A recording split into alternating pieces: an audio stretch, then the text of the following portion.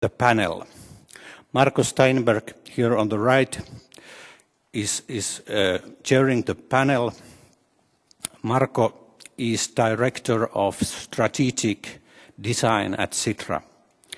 He's a Finnish architect who has lived most of his life in Italy and the US.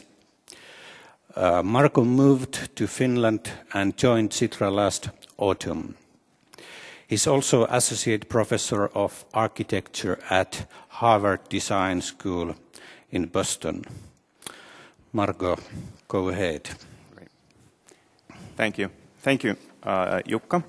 And thanks everybody for being here. It's a real pleasure to have here, and we have a very distinguished panelist. And the intent this morning is to have an informal discussion about some very deep issues of mostly around the question of sustainability. But before we get into it, let me just say a couple words of why we're here, and then I'll do a very brief introduction of our panelists. As Jukka mentioned, today we have as overarching themes energy and sustainability, and later today we're going to be launching our low to no design competition. And I think we recognize that these questions of sustainability are very complex and require many skill sets to come together. And hence the process we put together is aimed at trying to achieve that. Let me say a few words here about our panelists, and I'll go from left to right. So we have Peter Sharrett, who is Divisional Managing Director at WSP, and he comes with a very vast international experience. In fact, one of the many things that Peter has done is his word came up on the radar when we were looking at Masdar, which is one of these, let's say, reference models right now for sustainable development. And we're right in the midst, I believe so, Peter, of that project. And so hopefully we can get Peter's perspective from a consulting perspective, but on these issues of sustainable development.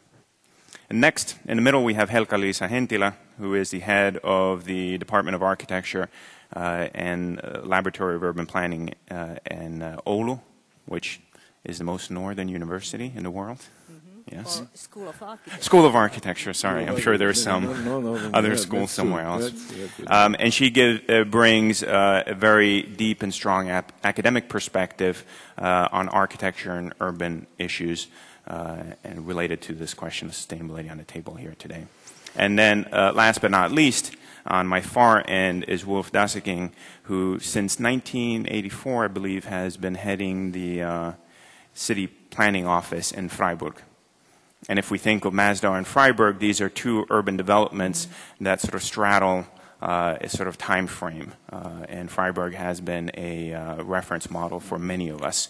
And we look forward to getting his perspective from a city planning perspective. So I'm very happy we have, in a way, a consultancy, an academic, and a city perspective on these issues. I'm going to try to be as quiet as I can from now on, but what I wanted to do is maybe get a very quick perspective from the three of you, and then we could start our discussion on sustainability. I'm an architect, but I must share with you my ignorance in that the term sustainability has become quite popular and we use it on a day-to-day basis, but what do we really mean by it? And let me maybe try to be a little more precise with my question. How should we frame the question of sustainability? Is it an energy question? Is it an architecture question? Is it a technical question? So without putting too much pressure, Peter, I thought maybe you could take a quick stab at defining from your perspective, how do you frame sustainability? All right. I think from my point of view, the simplest model is to start with one inescapable fact. There is one planet, and we all have to share it. And the way that we have evolved our economies and our cities, our systems of government, have meant that we have, I would call, unequal shares of the planet's resources. So in Europe, we run at a 3-planet living model. In America, depending on what you read, between 5 and 6, Middle East, 8, 9, 10. At some point, we're going to have to recognize that we are going to have to correct our cities and our economies to fit within a one-planet living model. And that is the simple, overarching, inescapable, non-negotiable truth. The other thing that we are facing now is the prospect of real and catastrophic climate change, which for the first time is probably concentrating our collective views on this issue like never before. And that, one could say, if we get the right answer, could be a healthy and positive thing. If we get the wrong answer, it will be very bad for us indeed. I was very struck by the question about whether or not sustainability is a passing fad. And I was on a panel with Bill McDonough in the United States. We do a lot of work together. And he was asked by a question, how long is this sustainability thing going to last in America?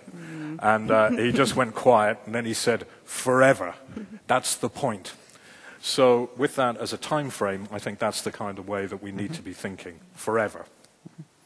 Helga-Liisa, what are your thoughts when you think of it from, let's say, an academic perspective? How should we frame this question of sustainability? Well, going into deep discussions in the morning, it isn't so easy. But anyhow, as you said, it's a very complex issue, and it's dealing with the economic, ecological, social, and cultural issues as well.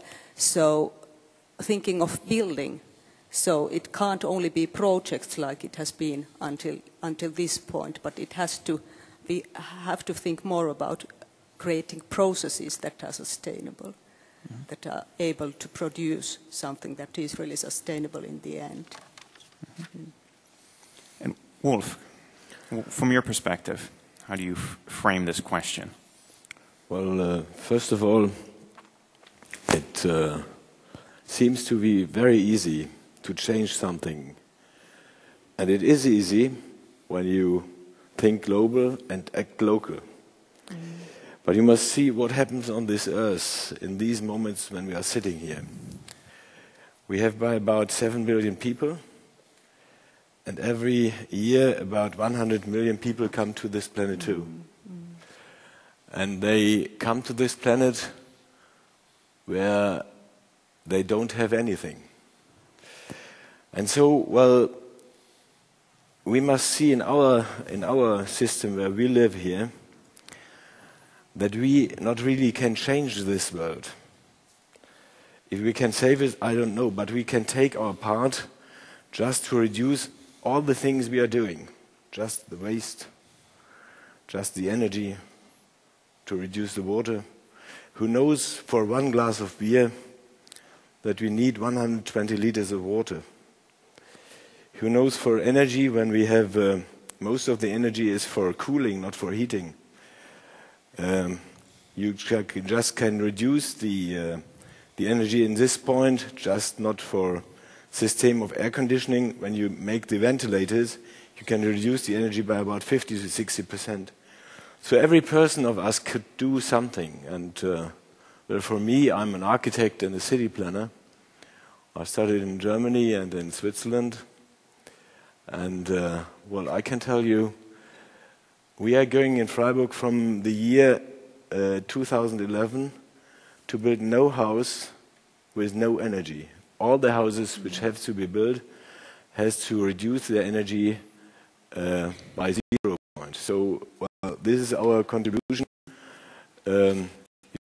Yes, we can. I told in America a lot of years ago, you just have to do it. And every one of us can change to make a contribution just to do and to reduce the energy. For example, we are talking about CO2 emissions. More dangerous is methane gas. Well, it comes from the cattle production in Argentina, in New Zealand. Methane is about 25 to 30% more aggressive than CO2. And so everyone who goes to any restaurant to eat a piece of beef, which is not so expensive, you must know you pay your contribution just in making more methane in this earth. So, well, it's I would agree. It's a coming together. It's a combination of well, it's a combination of working, of culture, of sustainability, of working places, of leisure, everything comes together. And for me, as a city planner, I had the idea from the very beginning point to create cities which are just on a short way, to reach them on a short way, to make combinations, not the rich one in this corner and the poor one at that corner, and working places at this point and the leisure places at the other point. I was born in a medieval city, which is 1,000 years old. I lived close by the marketplace. Everything went together. Small plots, high density. There were Catholics, there were Protestants, there were Jewish people. There were nice-looking ones, there were bad-looking ones, there were poor ones and rich ones. And that is our idea in Europe, to create cities. And we lost these ideas. We just brought them out. The sprawl began. And with the sprawl, we had all our problems began. And you must know, well, I don't know, in Finland you have by about 5.2 million inhabitants here. We have 82 million. And Germany is going to lose a lot of population. It's estimated in between 25, 30 years we will only have 68 million people. And so the infrastructure has to be paid by those who are still remaining at these places. And this will be one of the biggest problems we will have on this planet. But by the way, we in Europe, we don't really have problems. We only can show with our brain and our mentality and our way of thinking what could happen on this earth when we are just going to save it a little bit. But Wulf, when I listen to you and your colleagues, I am, on the other hand, quite overwhelmed. We're talking about, the three of you are pointing out to how complex the issue is. Peter, you mentioned it's, we're talking things at the scale of the planet. We also, Helka-Liisa, you talked about the complexity of many things coming together. So, as from an architecture perspective, what is the point of entry into this issue? We heard here some returns to basic, but how do we start tackling this issue? I think a good start point, quite often the way to the future is often by studying the past. And I think for many, many millennia, people had found a way of living with climate, with the materials that were available locally, without using air conditioning and electricity and so on and so forth. And I think a good start point is to go back and discover some of those passive technologies, some of those understanding of how you can create comfort for humans in adverse climates that use a deep wisdom about climate, orientation, thermal performance of materials, and so on.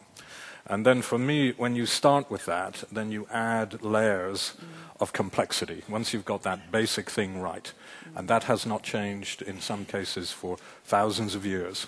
If you want to understand how to live in the desert, you do not go and look at an air-conditioned building built 15 years ago. You have to go back further. And then when you need, for the modern lifestyle, you then add in layers of technology appropriate, but only, in my view, when you actually have the basics right. Because the technology has a short life, the building life, if you get it right, is much longer. And Wulf mentioned in Europe his city that was 1,000 years old. It is not unusual in Europe to see buildings that have lasted that long. And so this, I think, we have to understand what we learned and what we forgot. When we do it, apply it to a building, the big challenge for us is how do we upscale that learning to apply it to the scale of a city. And then when we have the city, then city collections of cities, and then countries. And I think that is the way, from the building out. So I think you are recalling simplicity, in a way. But simplicity, but not loss of complexity, because it's profound. To understand it, you need a very good understanding. So simplicity is a good thing, but it doesn't mean it's dumb. No. But what we call in Finnish maalaisjärki. That's how to translate. Common sense. Common sense.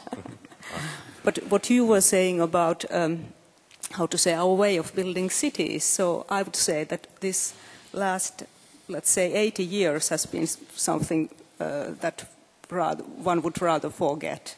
I mean, but if you think the starting point, what was the starting point for building modernistic cities and these ideas behind it was for building healthy cities for healthy people.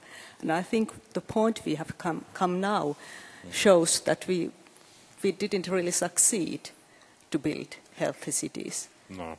So somehow this modernistic paradigm leading to sprawl and disappearal of urban scale and space has led us now somewhere that we really have to change our thinking of what is a city, what is an urban scale, what is an urban block, what is urban housing, and how would we be able to bring back the people to cities so that the cities would again be attractive, like they used to be. But now, or very often it happens that if you can afford, so you avoid cities, you escape cities.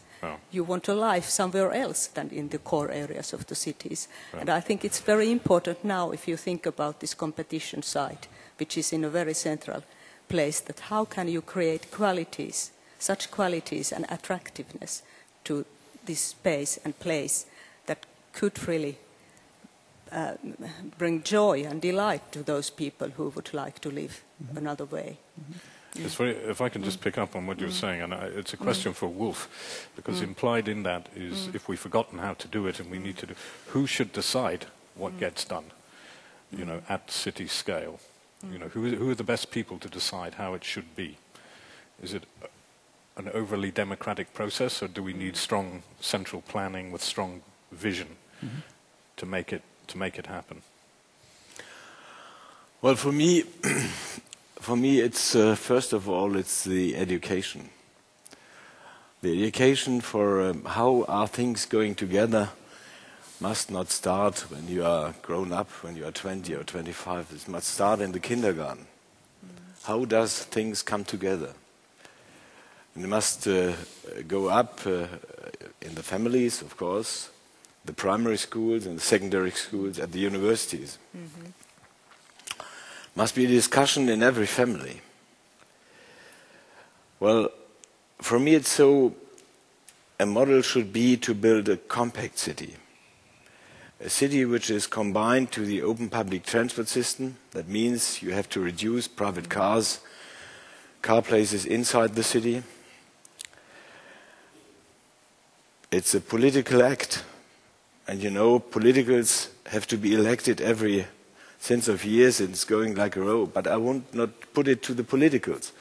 Cities are the result of the people who live in there and are the result of the political discussions. And that's it, and that's different. And you see it also in Germany. You have very different places. Most those cities which are very close combined to university, which are told to be university cities, are totally different than other ones. The sprawl in Germany is also going on. It's also going on. But there are some cities in North Rhine-Westphalia, Münster, for example, in the north. It's excellent. Tübingen, it's very excellent. Well, Freiburg, I really cannot make any mistake, because those persons who were in front of me set the points where the city could go to. And for example, I always said also to my staff, we are going to build a city which is combined to the open public transport system. And we make more density to the open public transport system. So that is one contribution, just to not to take a car, then to build cities which are, well, not separated, which came together. Working places, leisuring places, places for living, recreation, and also combined to, and also for your daily requirements. That means if you want to keep the small shops inside an area, you have to make a planning to stop those big shops outside. You can do it. Everyone, we by law can do it. I think in England you can do it too. I don't know the laws in Finland. I think you can do it also, planning laws. but you must have the persons who just are going on this point, said, well, we are going to stop it. You must have the politicals who agree it. And you all know there's a lot of influence in every country. A lot of money is just circling around. Who has the influence of the politicals, who have the influence also of those who are creating cities. And the result you are seeing in everywhere. But, Wulf, let me be a little bit difficult, because I think all the things you bring up seem to make a lot of sense. Yet when we look at the landscape now, what you are doing is more the exception rather than the rule. So coming back to Peter's question about, let's say, leadership and stewardship and what kind of model, what is unique about the few places that in a way are getting it right, that enable to make them different kinds of decisions? I didn't really catch this question. I'm sorry. You're talking about all the forces that are working against how we should develop. Mm-hmm. So what is unique in Freiburg? What is unique in the few places that are getting it right from a kind of stewardship perspective? You ask me? Yes. Well, it's first of all, it's the sort of people who live there. It's a mentality. For example, Freiburg was not always a city which went this way. We have, first of all, nearly no industry. It depends on the point that we are situated in the southwest of Germany. We had the farthest distance to Bonn, which was the capital, former capital, now to Berlin. We are very much influenced from France. The mentality is also from the Swiss country. And we said we are a little group of so-called outlaws. And, well, the university plays a specific role. And as we had no industry during all these years, we lived from building. The building management was the area where the city got the money from, and from the university. We have by about 205,000 inhabitants. Among those are about 32,000 students. And they are pushing it very hard. And then something happened in our city which break it just through. The government of the, the area of Baden-Württemberg wanted to build close by Freiburg nuclear power station. Mm-hmm. It was in 76, I think. You are going to build here in Finland a new one. No? Mm-hmm. And the Swedish government has decided just to reduce the CO2 emissions. But it's, for my opinion, it's the wrongest way, but it's not up to me to tell it. But well, in 76, the population in and around Freiburg said, no, we won't have it. And when they tell it, they won't have it, they really won't have it. There was a big fighting in the streets. It was a big event. The university plays a big role in it. And it started in this way that there was only a small group by about 7 or 8 persons. One was an architect, a very famous one. He is that one who builds now the Solar Plus houses. It was 2 physicals, one person who had a lot of money, 2 other persons. They built a group. And they said, well, we can tell you how it works to reduce the energy. A small group. And they were beloved at first. They were really beloved because petrol or oil doesn't cost anything, and everyone said they are totally stupid. Now I tell you, you need stupid people. You need people who are different from the others. Because you see where normal people has brought us to. And you need something who is just taking the edge of everything. And then happened... What's that? Creativity. Yes. And there happened something before this 76. It was in 73, there was the oil shock in Germany. The oil prices went up, then they went down again, like today, like last year. $150, now $50, going up, I'm sure. And, well, there was the oil shock, and the answer of the oil shock of the politicals was very easy. We are going to build nuclear power station. And the population said no, and there was a small group. And from this small group, the fighting began. And I came to Freiburg in '84, and there was another event, you must know. There was the explosion of Chernobyl. And southern Germany was hit. Not hit, you couldn't feel it, but with the instrument you could see it. And so the population in Freiburg said, well, those group of persons are not totally wrong.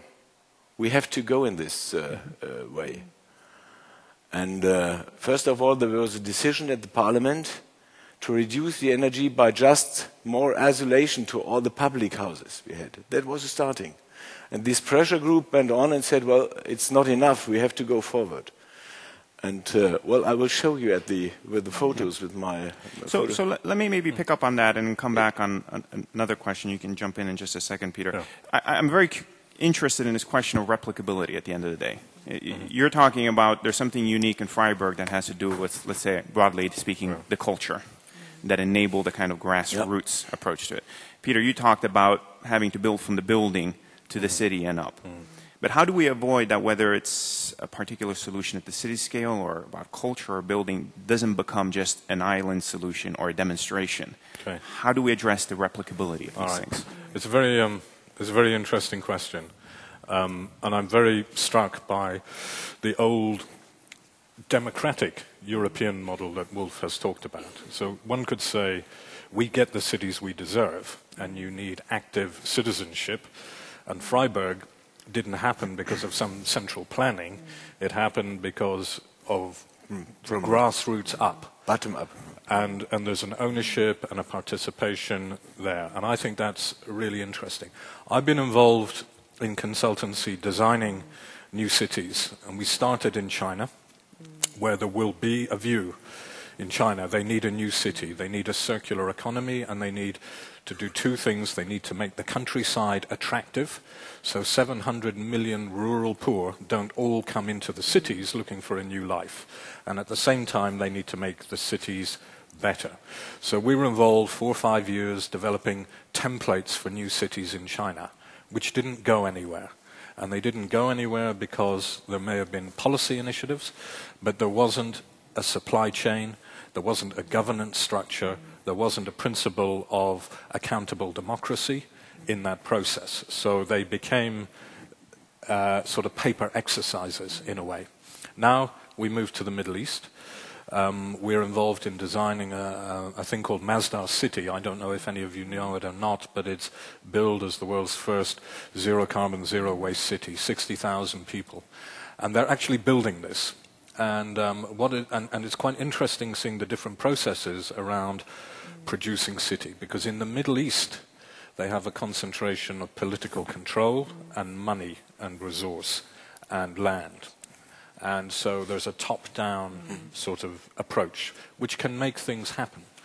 And they are creating the city and building it in a speed that is unbelievable.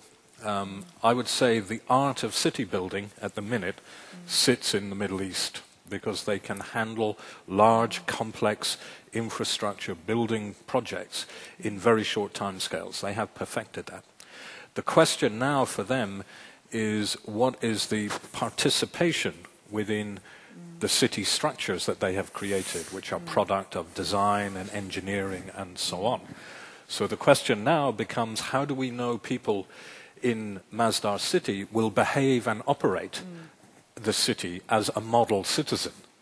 How often can you design and put a lot of money into something and then you find the interface with people doesn't work, and so therefore you've wasted the investment, or the investments that you've made don't return or behave in the way that they are now moving.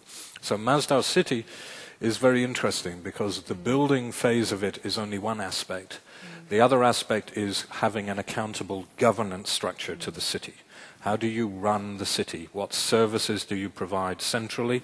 How much freedom of choice do you give to the citizens living in the city? Is everything regulated so they can only use 80% less water than they would have done? And if they don't, then you cut the water supply off to them. How do you deal with that? Or do you give them choice? How do you incentivize them in How do you, and this to me is the fundamental issue, how do you actually change people's behaviors without having an overly coercive compliance structure? So I think the model that Wulf was talking about within Freiburg seems to have, there's something there, I think, in the ownership that people have that make it work and will make it go working even beyond the technology. These things are not about technology. I think they're about governance and ownership. But I think it's a shared responsibility, so you need both. I mean, both top-down and down from the grassroots, at least in the Finnish condition. Yeah. So if you think about, for example, you take example from Norway, where a state-owned institution called Husbanken has been financed for a long time ecological projects, and they get better conditions if the project is ecological or sustainable. So we would also need something like this here to support ecological and sustainable investment, to start really from the beginning, thinking about financing, managing the projects and the built environment. But it's also, as you pointed out, it's much to do with how we use our environment. What do we do with our greenhouses or green buildings or green environments or sustainable cities? Since well, let's take a very practical example. So if you would like to cycle, for example, to your work, and then in the house or building where you are living, there is a garage down in the earth for the cars, but for your bicycle there is not a proper place, and you have to, for example, take it to your balcony every time after you cycle. So it starts to be too difficult. It's not easy. It's not comfortable. It doesn't bring any delight to you. So it's really easy then to choose to take the car instead of doing that. So we really need to rethink of certain ways of designing our environment from what we do now. We're going to be coming towards the end, and I want to come back to sort of a last set of questions, but I want to make sure if anybody in the audience, or Jukka, if you have some questions, we're happy to maybe entertain one or two questions. We don't bite.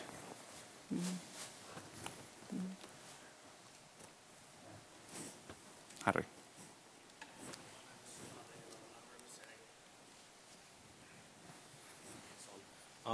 Good morning, everybody. My name is Harri Elämän. I'm representing the Finnish Association of Architects on this occasion, and I have a question basically to all of you, and I'm interested in the marketing perspective of sustainable solution and how you make those things replicable.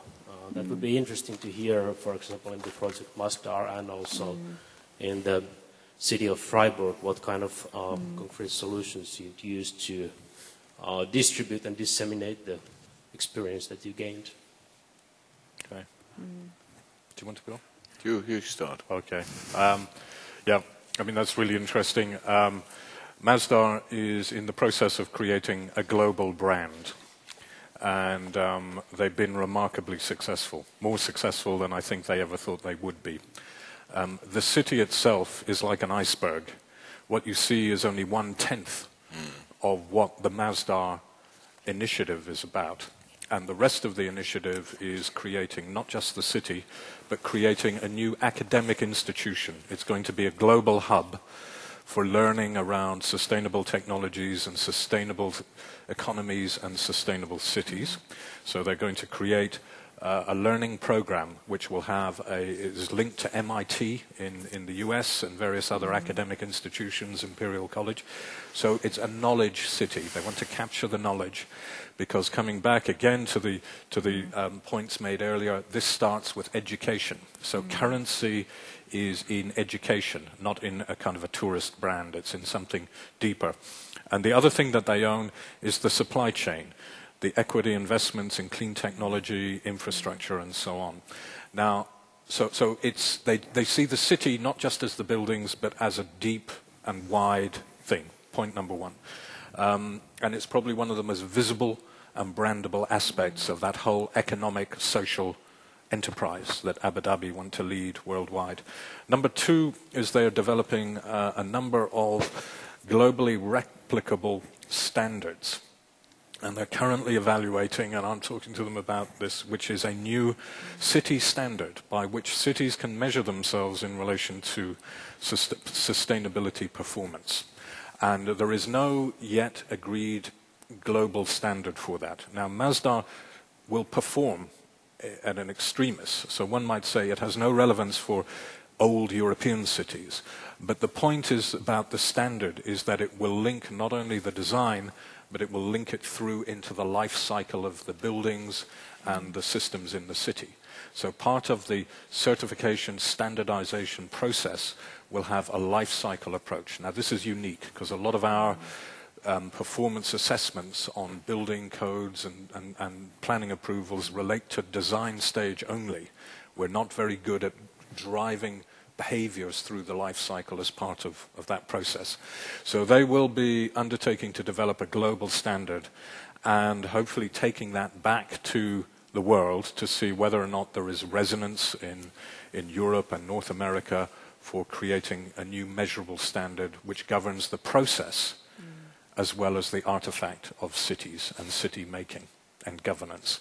So those are probably two examples.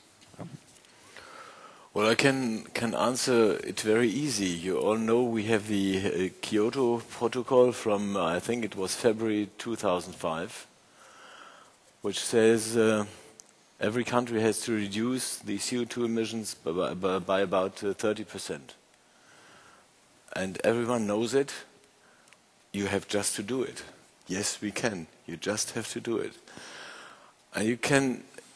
Just in my way of planning, I can do it with my stuff. I can do it every day. And there's a process which says every zoning plan has to go after these aims. How can we do something for sustainability? That means in every city, in every country, you just have to ask, what is this planning coming forward to reduce what happens in this earth? And where I live, there's the planning discussions are very hard, not hard, but they are very often. They are sometimes very hard. I have just some books here, and I could put it on the table. If someone wants to have it, please give me your address, I will send it to you. It's all we are doing. And sustainability is also not only reducing energy. It's one point. It's how we live together. Old and young, people who cannot afford a lot of money, who have not a lot of money, and rich people in one house. Is it possible? Yes, we can. Yes, we can. You just have to do it. And the integration of all, not the separation. This is one point. And I just can tell you how we are doing and managing it. It's a discussion between the politics and those who are making the planning every day, every evening, even on weekends, we're doing it. And if you live in those cities, when I came to Freiburg in '84, I said, when there was the election, I said, and they asked me how long I would stay there. I said, about 5, 6, mostly 7 years. I had a contract with an American city. And then I went to Freiburg, and it was like sugar on the floor. You couldn't move on. It was, And now I live in this city, and when I once toured around the world with a rucksack, I was in the South Sea, and I met in the jungle on an island, small island, a British doctor. And he said, I'm coming from London, and I said, I'm coming from Freiburg, and he said, Freiburg, best city of the world, I have a girlfriend in the Erwinstraße. And this is a point because I stay there, and with my stuff, we are staying at this place. It's a small place, it's nothing big, it's nothing huge, it's nothing roaring, it's just, and there we are doing just our work. It's nothing more, just our work. You can do it in every city and every place you live, just your work. We are, unfortunately, we're Finns and we like to be very proper. I grew up in Italy and we could go on for another hour, but I'm happy that, and I hope that this has raised a lot of questions, and rather than take more questions in the audience right now, what I would encourage you to do is, we're going to be breaking soon, is that over coffee we could continue some of this discussion. Let me just say a few words before we wrap this up. I thought there was a lot of interesting points that I just wanted to highlight. I think, Helka-Liisa, I think you framed part of the challenge quite correctly, that I think we have to develop a kind of bottom-up and top-down partnership for this. And I think that is part of our hope here in Finland, given the small scale of this country, that at least we have the preconditions to do that kind of work. I think, Wulf, you spoke quite eloquently about the need to invest in culture and actually how that becomes an asset going forward. And I thought, Peter, you addressed very eloquently this question of replicability, which I think at the end of the day is the big question, because a lot of the solutions we're seeing right now do unfortunately remain as islands or as demonstrations. So on that word, I'd like to thank everybody very much and our distinguished panelists, and I'd give them a round of applause. Thank you. Thank you.